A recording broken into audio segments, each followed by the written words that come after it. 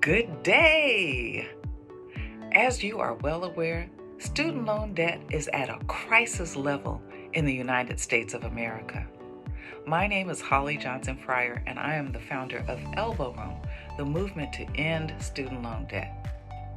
Our focus is on those with careers of service, those public servants who thought that their loans would be forgiven because they're doing work that's going to help somebody else. And guess what? Only 0.3% of those loans are actually forgiven. So what we're going to do at Elbow Room is we're going to match each student loan debtor directly with their benefactor and have the loans paid off one at a time and completely. Because a lot of times, 10 years later, if you don't pay off your loan and you've hit any kind of financial bump in the road, you're going to owe more money than you borrowed.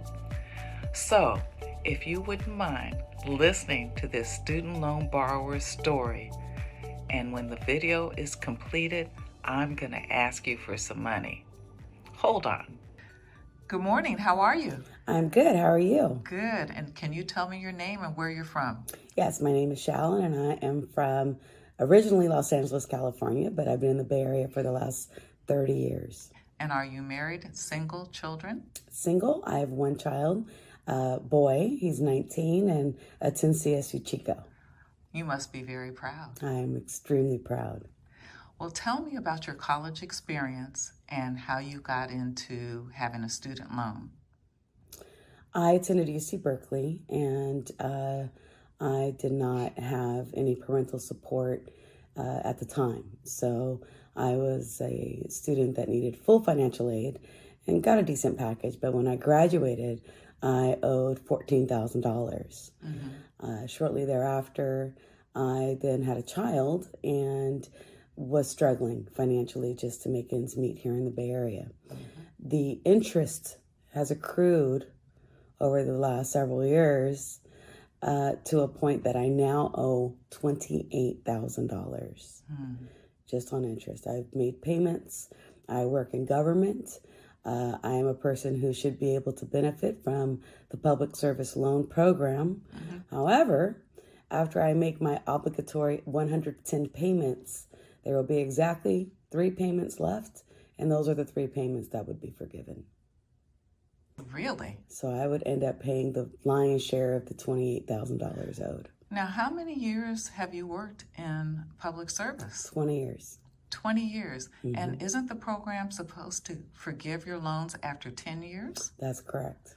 And so why is it that you are not qualifying for that? When I spoke to them, they said that I need to be on the graduated repayment plan for an obligatory 110 payments. And so the way that matriculated out is that then I would have the 3 remaining payments that would then be forgiven. Mm-hmm. So how low did you get your student loan debt to before you hit that bump? $12,000 maybe. I started making payments initially up until and made payments faithfully for the first couple of years before I had my son. Mm-hmm. After that, I took a forbearance, right?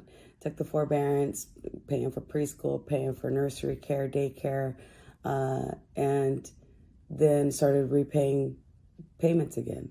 I've made many, many payments over the years. Can you explain what a forbearance is? A forbearance is when you are having a financial difficulty and you reach out to your student loan company to request basically a pause in your payments. Mm-hmm. And they will do that. However, they allow the interest to continue to accrue.